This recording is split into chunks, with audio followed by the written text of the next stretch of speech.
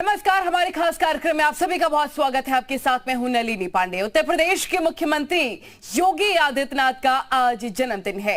वैसे तो अपना जन्मदिन वो नहीं मनाते हैं, लेकिन उनके चाहने वाले योगी आदित्यनाथ के 51वें जन्मदिन को लेकर खास तैयारी कर रहे हैं। ये मौका इसलिए भी ज्यादा खास होगा क्योंकि उनकी अगुवाई में दोबारा बीजेपी यूपी की सत्ता में आने में कामयाब रही। ऐसे में बीजेपी कार्यकर्ताओं के साथ उनके चाहने वालों ने योगी के जन्मदिन को खास बनाने की तैयारी की है और इस खास मौके पर सीएम योगी से जुड़ी कुछ दिलचस्प कहानियां भी हम आपको दिखाएंगे और सुनवाएंगे।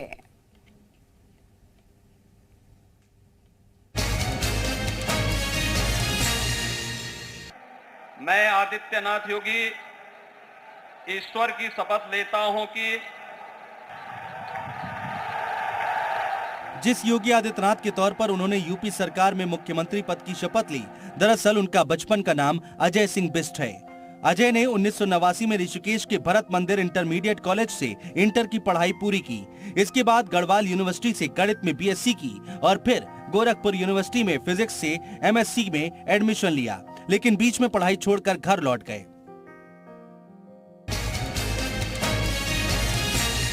कहा जाता है कि कोटद्वार में रहने के दौरान अजय सिंह बिष्ट के कमरे से सामान चोरी हो गया था, जिसमें इनके तमाम सर्टिफिकेट भी थी। सर्टिफिकेट के अभाव में आगे की पढ़ाई योगी आदित्यनाथ गोरखपुर विश्वविद्यालय से नहीं कर सके। ऐसे में एमएससी की पढ़ाई पूरी नहीं कर पाए। इस दौरान राम मंदिर आंदोलन के प्रभाव के चलते योगी आदित्यनाथ का ध्यान पढ़ाई से भटक गया। 1993 में गणित में एमएससी की पढ़ाई के दौरान गुरु गोरक्षनाथ पर शोध करने गोरखपुर आए।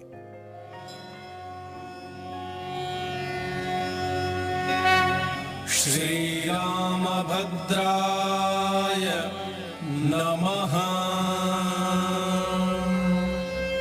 गोरखपुर प्रवास के दौरान ही अजय बिष्ट महंत की शरण में ही चले गए और संन्यास के लिए दीक्षा ले ली। 1994 में ये पूर्ण सन्यासी बन गए, जिसके बाद इनका नाम अजय सिंह बिष्ट से योगी आदित्यनाथ हो गया।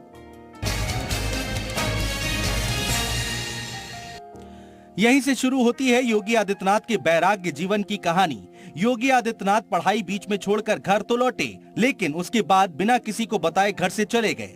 करीब 6 महीने तक घर वालों को पता ही नहीं चला कि अजय कहाँ हैं।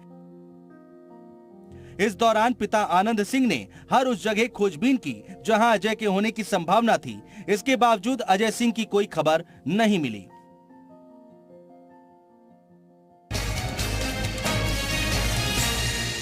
करीब 6 महीने बीतने के बाद अजय सिंह के गोरखपुर के गोरक्षनाथ पीठ में होने की खबर परिवार को लगी। तब तक अजय सिंह बिष्ट सन्यासी बन चुके थे। इस सूचना से पिता आनंद सिंह और उनका परिवार बहुत दुखी हुआ, लेकिन वो कुछ नहीं कर सके। परिवार ने अजय सिंह को घर लाने के लिए सारे जतन किए, लेकिन कामयाबी नहीं मिली क्योंकि अजय सिंह बिष्ट ने घर लौटने से मना कर दिया।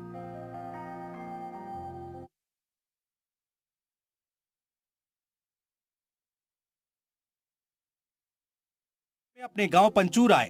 तब पहले की तरह पैंट शर्ट में नहीं थे, बल्कि सिर घुटाकर, दोनों कानों में कुंडल और गेरुआ पहनकर, हाथ में खप्पर लेकर भीख मांगने पहुंचे थे। इस दौरान जिसने भी योगी आदित्यनाथ को देखा वो भौचक्का रह गया, क्योंकि उनकी बदली हुई वेशभूषा देखकर लोग हैरान थे। ये वही अजय सिंह बिष्ट थे जो लोगों के बीच सामान्य जीवन जीते थे। इस बात को पत्रकार विजय त्रिवेदी अपनी किताब यदा यदा ही योगी में भी लिखते हैं कि अजय घर के बाहर पहुंचे और भिक्षा के लिए आवाज लगाई तो घर की मालकिन आवाज सुनकर दरवाजे पर आई। इस दौरान अजय सिंह को गेरुआ वेशभूषा में देखकर वो हैरान हो गई। माँ का मुंह तो खुला, लेकिन शब्द नहीं फूटे और फिर माँ रोने लगी, क्योंकि उसको भरोसा नहीं था कि जो सन्यासी सामने खड़ा है वो दरअसल उनका बेटा है।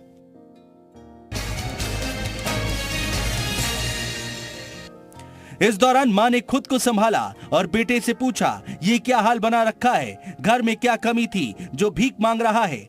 तब योगी आदित्यनाथ ने कहा कि माँ, सन्यास मेरा धर्म है। एक योगी की भूख भिक्षा से ही मिटेगी। आप भिक्षा में जो कुछ देंगी वही मेरे मनोरथ को पूरा करेगा। माँ को बेटे के इस रूप पर अब भी यकीन नहीं हो रहा था। उन्होंने कहा, बेटा तुम पहले घर के अंदर आओ, लेकिन योगी आदित्यनाथ ने घर में आने से मना कर दिया। कहा, माँ, मैं बिना भिक्षा लिए ना तो घर के अंदर आ सकता हूँ और ना ही यहाँ से जा सकता हूँ। जो कुछ भी हो वो मुझे दीजिए।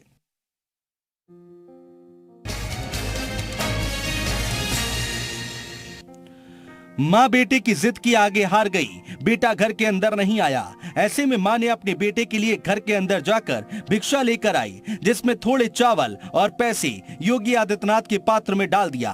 भिक्षा मिलते ही योगी आदित्यनाथ पीछे मुड़े और घर के दरवाजे से वापस चले गए। इस दौरान माँ आंखों में आंसू लिए अपने बेटे को अपने ही दरवाजे से निहारती रही। वैसे अजय सिंह बिष्ट योगी आदित्यनाथ जरूर बन गए थे, लेकिन कहा जाता है कि नवंबर 1993 से 14 फरवरी 1994 तक अजय सिंह बिष्ट को कठिन परीक्षाओं के बीच से गुजरना पड़ा। तब भी उनके मन में वैराग्य जीवन से तौबा करने का कोई विचार नहीं आया। इस तपस्वी की योग साधना को देखकर 15 फरवरी 1994 को गोरक्ष पीठाधीश्वर महंत अवैधनाथ महाराज ने पूरे विधि विधान के साथ अपना उत्तराधिकारी घोषित कर दिया। इसके बाद से योगी आदित्यनाथ के जीवन का उद्देश्य बदल गया।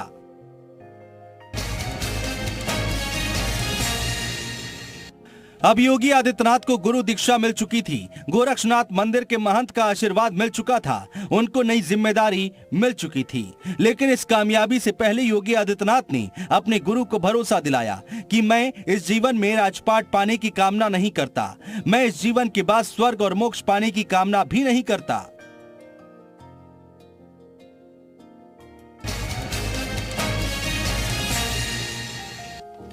योगी आदित्यनाथ का उत्तराखंड के पंचूर गांव में 5 जून 1972 को जन्म हुआ। योगी आदित्यनाथ 4 भाई और 3 बहनों में दूसरे सबसे बड़े घर के सदस्य थे। उनके 2 भाई कॉलेज में नौकरी करते हैं, जबकि एक भाई सेना की गढ़वाल रेजिमेंट में सूबेदार है। कहा जाता है कि स्कूल और कॉलेज की पढ़ाई पूरी करने के बाद योगी आदित्यनाथ ने 22 साल में घर छोड़ दिया।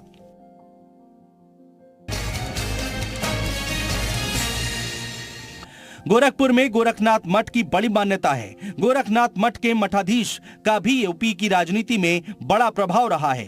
1935 में गोरखनाथ मठ के प्रमुख बने महंत दिग्विजय नाथ उत्तर प्रदेश की हिंदुत्व की राजनीति में एक प्रमुख नाम बन गए थे। महंत दिग्विजय नाथ 1949 में राम जन्मभूमि की अगुवाई करने वाले प्रमुख चेहरों में से एक थे। गोरखनाथ मठ के प्रमुख ने 1991 तक हिंदू महासभा का प्रतिनिधित्व किया था, लेकिन जब बीजेपी अयोध्या आंदोलन के बीच मुख्य खिलाड़ी के रूप में उभरी तो महंत अवैधनाथ बीजेपी के हो गए। उन्होंने 1991 और 1996 में गोरखपुर से बीजेपी के टिकट पर जीत हासिल की। योगी आदित्यनाथ को 1994 में महंत अवैधनाथ का उत्तराधिकारी घोषित किया गया था।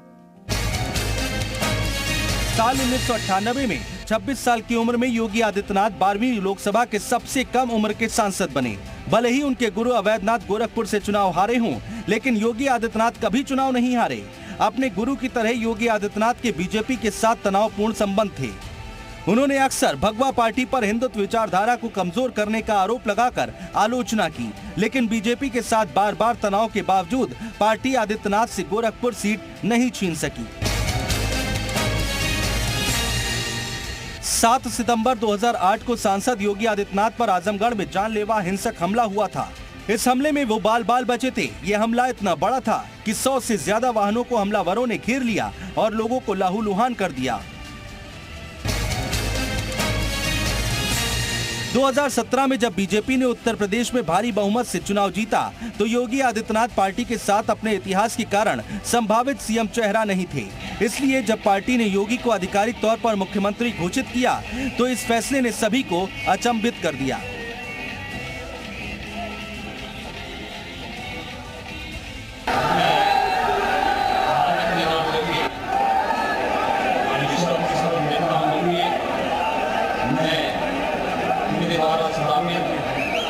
भारत के संविधान के प्रति सच्ची श्रद्धा और निष्ठा रखूंगा। 2022 के विधानसभा चुनावों में योगी आदित्यनाथ के सामने अखिलेश यादव के नेतृत्व वाली समाजवादी पार्टी और उसके साथ सत्ता विरोधी लहर के रूप में 2 चुनौती थी।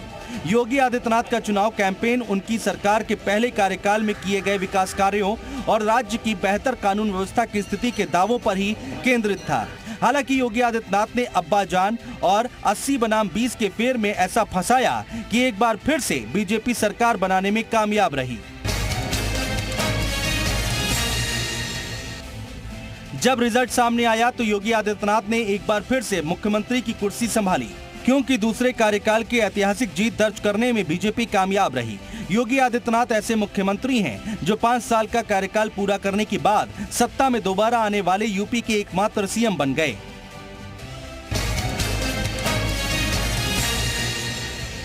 योगी आदित्यनाथ की अगुवाई में प्रदेश सरकार लगातार विकास के साथ आगे बढ़ रही है।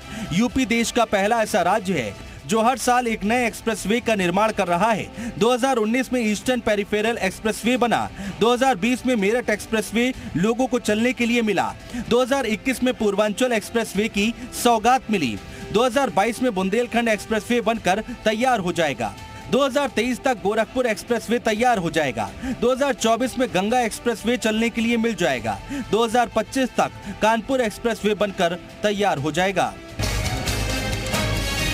आज योगी आदित्यनाथ देश की सबसे चर्चित शख्सियत में से एक हैं। यही कारण है कि योगी आदित्यनाथ को Z श्रेणी की सुरक्षा सरकार ने दी है। नई सुरक्षा व्यवस्था के तहत अत्याधुनिक हथियारों से लैस 25 से 28 कमांडो की टुकड़ी 24 घंटे उनके साथ रहती है। इसके अलावा सिग्नल जैमर्स से लैस एक पायलट और एस्कॉर्ट वाहन भी उनके साथ चलते हैं। सीएम योगी हमेशा लोगों को पहले समझाते हैं, न समझ पाने की स्थिति में ही नाराज होते हैं। योगी को झूठ से नफरत है। योगी किसी तीसरे की पैरवी पसंद नहीं करते हैं। योगी आदित्यनाथ समय के बहुत पाबंद हैं और किसी भी प्रकार की बेईमानी करने वालों से नफरत करते हैं। अभी तक लोगों ने योगी आदित्यनाथ को मुखर अंदाज में ही अपनी बात रखते देखा होगा, लेकिन एक वक्त ऐसा भी आया था कि सख्त लहजे वाले योगी की आंखों से आंसुओं की धार फूट निकली। संसद में अपनी बात रखते समय वो भावुक हुए तो फूट फूट कर रोने लगे। ये मामला साल 2006 का था, जब गोरखपुर में हुए एक दंगे के मामले में पुलिस ने उन्हें गिरफ्तार करने के बाद 11 दिनों तक जेल में रखा था। तब यूपी के मुख्यमंत्री की कमान मुलायम सिंह के पास थी। इससे आहत योगी आदित्यनाथ ने संसद में अपनी बात रखते हुए यहाँ तक कह डाला था कि क्या ये संसद उन्हें सुरक्षा देने में सक्षम है, उनकी जान को खतरा है।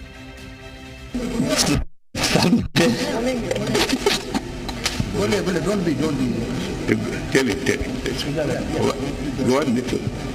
मुझे जिस प्रकार से राजनीतिक पूर्वाग्रह का शिकार बनाया जा रहा है, मैं केवल आपसे अनुरोध करने के लिए आया हूँ, क्या मैं इस सदन का सदस्य हूँ या नहीं हूँ, और क्या सदन मुझे संरक्षण दे पाएगा या नहीं दे पाएगा। सदन मुझे संरक्षण नहीं दे सकता है तो मैं आज ही सदन को छोड़ करके वापस जाना चाहता हूँ।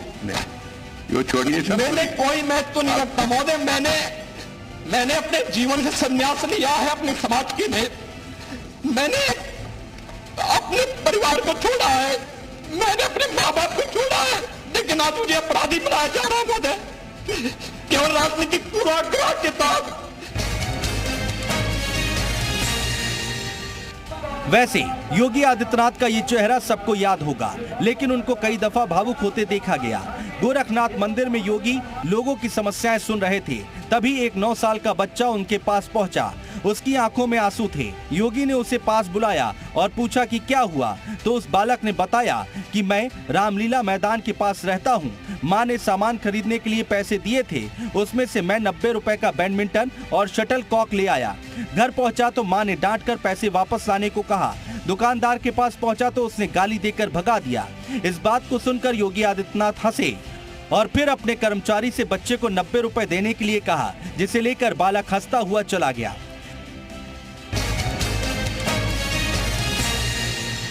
योगी आदित्यनाथ का भारत के पड़ोसी नेपाल से भी खासा रिश्ता है। असल में उनका नाता नेपाल के पूर्व राज परिवार गोरखा समुदाय से जुड़ा हुआ है और गोरखा खुद को गुरु गोरखनाथ के वंशज बताते हैं। गोरखपुर की गोरखपीठ नाथ संप्रदाय की ध्वजवाहक मानी जाती है, इसलिए गोरखाओं का इससे धार्मिक जुड़ाव है। नेपाल के पूर्व राजा बीरेंद्र सिंह गोरखपीठ के पूर्व उत्तराधिकारी महंत अवैधनाथ को अपना गुरु मानते थे। तो इस खास कार्यक्रम में हमने आपको बताया योगी आदित्यनाथ की 25 अनकही कहानियां। वक्त बहुत ही छोटा